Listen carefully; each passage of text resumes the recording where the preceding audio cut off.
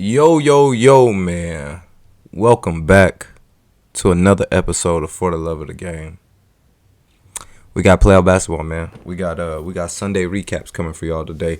Before I do that, man, if y'all new, be sure to leave a like and subscribe. Leave a comment, even if it's a negative comment, I could care less, Just leave a comment. It could help. Your comment could spark the interest of somebody who might like the channel. So I ain't worried about no hate comment. Just leave a comment for me. I like and subscribe. And I got previous videos. Check out previous videos. So today we got a Sunday playoff recap. Sunday, May 30th. Memorial Day weekend. We had 4 games. A much better slate of games than we had Saturday. Saturday was not that interesting. Look, Saturday we had Milwaukee closing out Miami in 4, which I'm going to come on here and admit I had Miami in 6. So somehow I had Miami winning in 6 and they lost in 4. So that's completely crazy. We got Denver versus Portland. We had Portland beating Denver by 20 on Saturday. Philly getting one step closer to closing out Washington. They beat them by about 29. Russ did have a trip dub, 36-8 from Joel, but they're up 3-0 in the series. Probably looking to close it tonight, I think, Monday. Yeah, I think they're looking to close it tonight. We got Utah taking a 2-1 lead. They won by 10. Mike Conley, 27, 6, and 8. Him and Donovan combined for like 54 or 59. One of those. Ja had 28 and 7. But those are our slate of games. So Philadelphia and Utah play today again on Monday. I don't know, bro. I'm trying to see if Memphis can turn it into a series. If they can win another one and get it 2-2, that's what I want to see. So, okay, that was Saturday. So Sunday, we had Knicks versus Hawks. We had Lakers versus Suns. We had Nets versus Celtics. And we had Clippers versus Mavericks. All interesting games. I'm going to just start at the top of the list with Atlanta taking a 3-1 lead over the Knicks, man. So for Atlanta, you got 27 and 9 out of Trae Young. You got 12, 6, and 8 out of Bogdan. You got 10 and 15 from Clint Capella. You got 22 and 8 from John Collins. And you got 21 from Gallinari. 11 from Kevin Huerter. All very solid outings. Trae Young, Bogdan, John Collins, all those dudes, man, they really coming into themselves. Gallinari's playing well minutes. They're getting good production from Lou Will, although he did not score in Game 4. They're getting good production from him off the bench. He's playing valuable minutes. In a veteran presence for the team, for Trae Young, for guys who haven't been in the playoffs. Lou Will's been in the playoffs, played against some of the most elite guys. He played against that Golden State team when they had Kevin Durant. So you seen like back in Game 1, Trae Young hits the game-winning floater, and Lou Will comes on the interview. He's like, I just told him, like, this is your team, the franchise on your shoulder, so go win us the game. And for a young player who probably never been in that moment, who was probably, he knew the play would be drawn up for him. He knew he might have took the shot, but then you get the OG, the vet, Lou Will, telling you, take the shot, bro, win us the game. Just builds confidence. So they're getting minutes from Lou Will. But this team is young and explosive, man. They play with a lot of fight. They play with a lot of swag. Trae Young is out there talking all kind of trash. Bogdan is even following up, not with trash talking, but just being emotional, just showing, just wearing their heart on the sleeve, just playing hard. Their first playoff series and who knows how long. Everything is clicking. Like I said, it's about the third good game from John Collins. He had 22 and 8. Another stat they showed that Trae Young is like third in points assisted to Clint Capella in the NBA. And then he's 5th to John Collins. So, I mean, room service dimes. You know what I'm saying? Rather it's oops. Rather how many assists did I say? Yeah, he had 9 assists. I kept seeing a lot of him driving, penetrating. Taj just has no choice but to step over and play help D. And that's a slight dump off to Clint Capella. He makes the game real easy for his team. All his teammates say playing with him is super easy. And Trae Young is a huge reason why the Hawks are up 3-1. But then, if we go to the opposing side, Reggie Bullock played 34 minutes in this game. had a negative 16 plus minus and had no points. Julius Randle, everything I said about the Hawks is completely the opposite for the Knicks. They need their young guys to step up. They need their young guys to play. They need their most improved player of the year in Julius Randle, the guy who's been the best player on their team all year, to act like it. Nerves, possibly. The Garden is full. He went to the A, played in Atlanta. It was full. First playoff series. Maybe a little nervous, sure. But in this game, he was 7 for 19, 23 points, 10 rebounds, but 10 rebounds and 7 assists. But he did have a negative 17 plus minus. Taj Gibson, not really there. RJ Barrett had 21. He was 8 for 15. Probably the brightest spot. He had 4 assists, 6 rebounds, but he also had a negative 7 plus minus. Derrick Rose, 18.6 assists. He's been their one bright spot. Veteran presence. Was a 6-man all year. That's why he was a 6th man of the year running. Ended up going up to be a starter just because they needed that veteran presence in the playoffs. Even he had a negative 22. Nerlens Noel had a negative 15. Alec Burks with a negative 10. Obi Toppin with a negative 3. So again, y'all always hear me talk about the plus, minus, and the negatives. And then if a player has a negative, because that's big, man. That predicts how the team played when you were on the floor.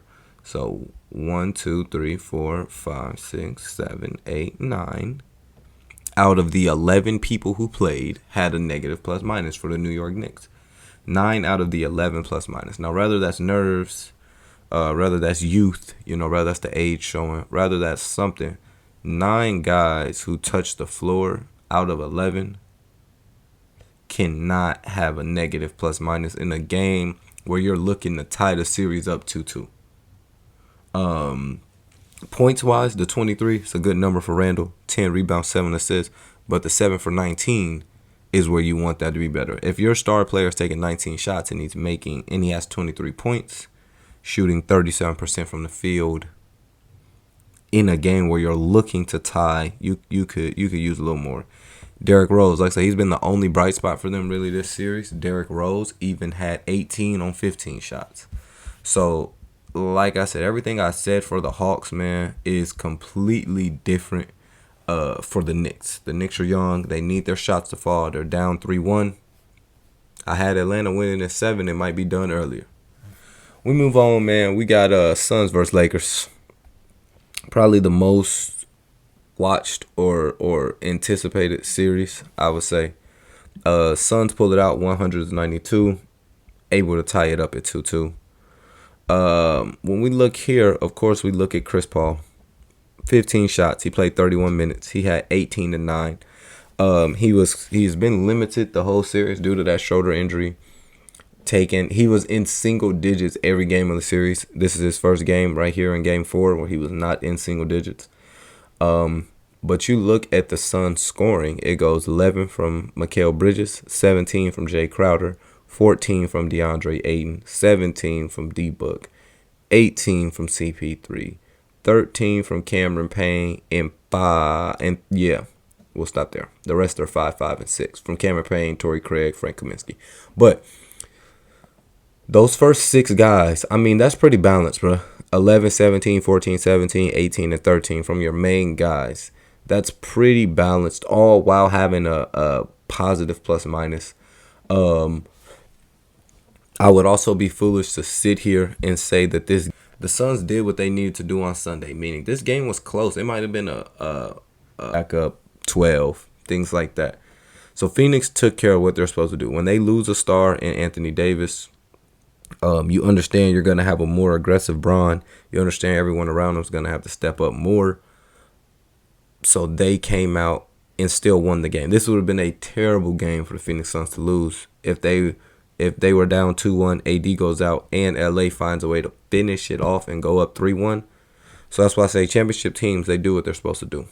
Whenever there's a weakness, whenever there's a mistake or anything, you got to capitalize. Phoenix was able to do that, go 2-2, take it over and command and lead. This was the first game we probably seen a semi-healthy Chris Paul, a determined physical, efficient, aggressive Chris Paul, looking like his old self. He was pretty limited. Now we flip to LA about being a championship team. The question is, can Bron carry this team with this roster? Let's just say if we go no AD, bigger role for Kuz, bigger role for Caruso, bigger role for Schroeder. I want to say bigger role for Drummond, but he's not a guy you can dump the ball into down there. KCP was also hurt, so as long as KCP's out, I don't know what you do. I want to see more minutes for Montrez. He's small, I understand, to be down there with Ayton. But right now, a team who needs a bright spot, they need some energy. Bron's going to come with all he got. He needs somebody who's going to be out there screaming, hyping him up too.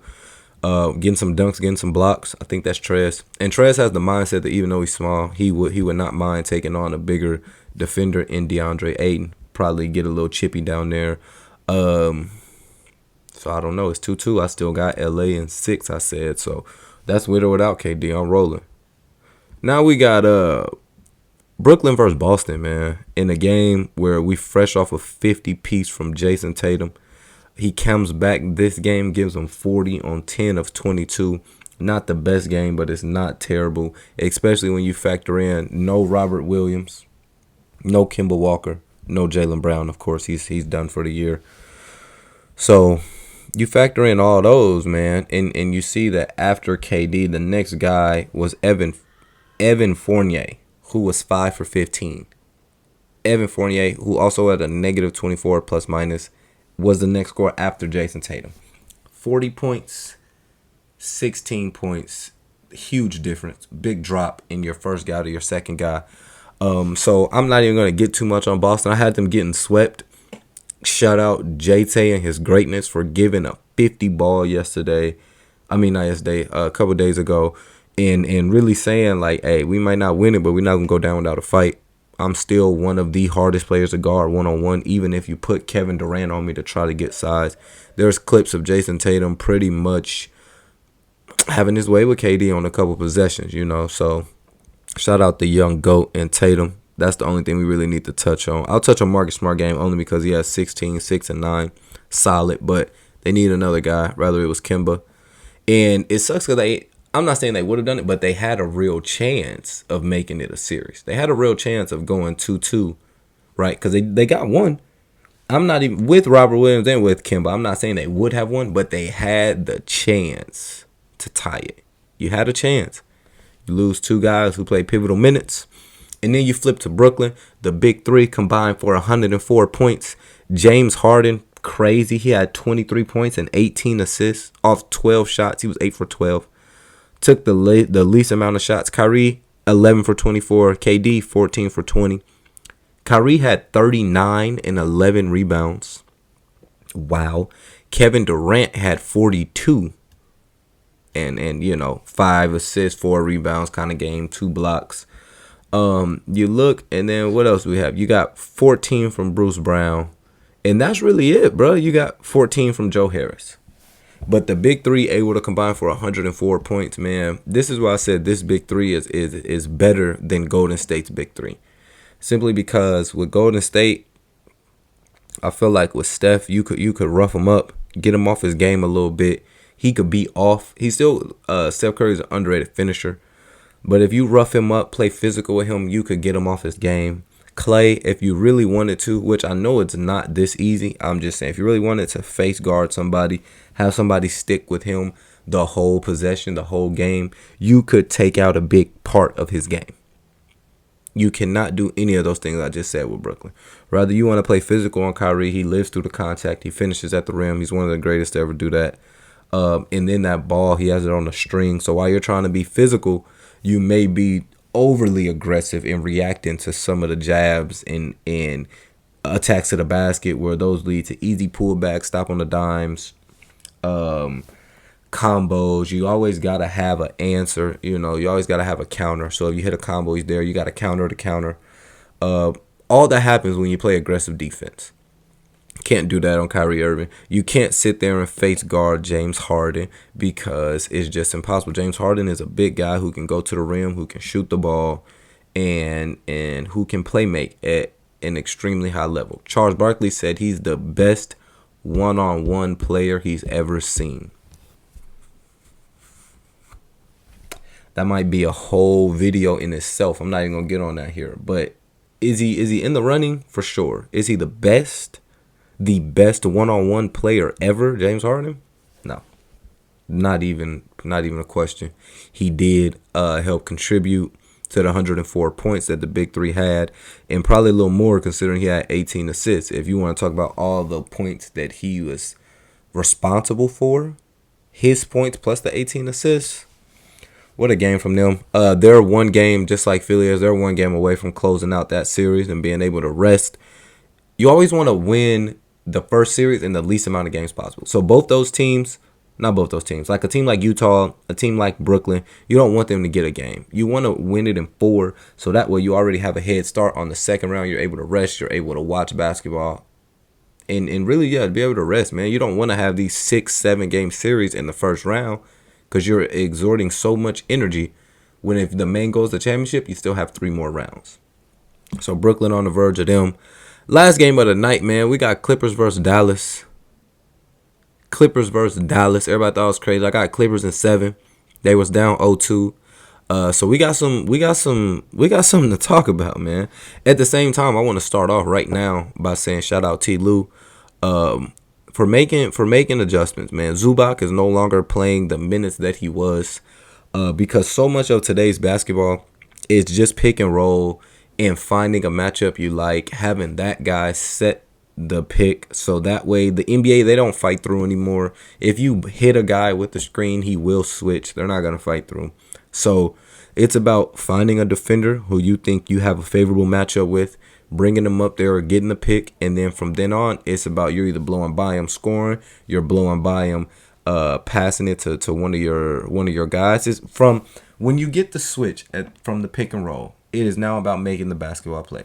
Rather that is you scoring the ball, or rather that is you making the right play and they missed a shot, whatever it may be. The game is about exploiting a mismatch. So we kept seeing clips of Zubac on Luka for 2 games, and they were just willingly switching it. Luka would come up, get Zubac's man. Whoever Zubac was on, they would set the pick, whatever big that was. Now Zubac is on Luka. Luka has roughly 14 seconds on the shot clock to hit him with whatever move, and when there's any help, he can click it. He can kick it to Tim Hardaway. He can kick it to Max Kleber. He can kick it to Porzingis. He can kick it to anyone. We seen Kawhi do the same thing on the other end, coming down, pick and roll basketball. Let me find Max Kleber. He's going to be on me. I'm going to abuse him. Shout out Ty Lue for taking out Zubac, so that can't happen anymore. In this game, you get 27 and 10 from Kawhi. You get 20 from PG, 20 and 9 from PG, and you get a 15, a great spark from Reggie Jackson. And then you got several guys under 10, but there's about 1, 2, 3, 4. About 4 guys under 10. That adds up. But really 2 bounce back wins, man. And the Clippers were a team that I said I couldn't understand how they were winning this series because with LA's defense, I feel like they should have been winning. And I felt like the Mavericks don't have enough pieces and enough help to actually be beating the Clippers. They always say, though, in a 7-game series, the better team will win because it's over time. You got time to make adjustments. When you're really a good team like you say you are, your guys aren't going to play bad for 7 games. So we go to Dallas. We look at Luka. He was 9 for 24. He had 19 points. 19 points, 6 assists, 6 rebounds. He also does have a nerve hurting in his neck or like to his shoulder. So he is injured. But again, I won't sit here and let that have any meaning. There's a lot of players on this team. Luka Doncic, if he wants to be a great player, you got to play through some of those things. The Mavericks had one guy who did not have a negative plus minus, and that's Boban, and he had a 3. So not even that great, but only one guy for Dallas did not have a plus minus. Whenever there's a blowout game, man, I'm telling you, all you got to do is just look at the plus minus. It'll tell you everything you need to know about how a team's playing. Luka Doncic is going to have to take some days to rehab. Porzingis is going to have to find out how he wants to play. He had an okay game in this game here. He had 18 on 7 for 12. But if Luka's not 100, you're going to need 30 from Porzingis. You're going to need 15 to 20 from Tim Hardaway. And you're still going to need 22 from Luka. Now, how efficient that is, I don't know. But you still are going to need a little bit of Luka magic to get y'all through this series. I think they're as good as done. They should have won it when they had the chance. They were up 2-0. You can't let a team who I think is better on paper, better skill-wise, better player-wise, 2-2. Now they have momentum. They have everything they need in this series. And, man, that's our Sunday wrap-up, bro. Today, Monday, we just got 2 games today. We got Philly versus Washington, and we got Utah versus Memphis. Both interesting. I got Philly closing out the series. Just for the fun of it, I want to have Memphis winning today just so we can have a series. But I think Utah, being the number 1 team in the West, will take care of that. And we're starting to see some of these second-round matchups start to take form. So that's it, man. I appreciate y'all for tuning in. Watch my last video right here. Subscribe to the channel right here. See y'all next week.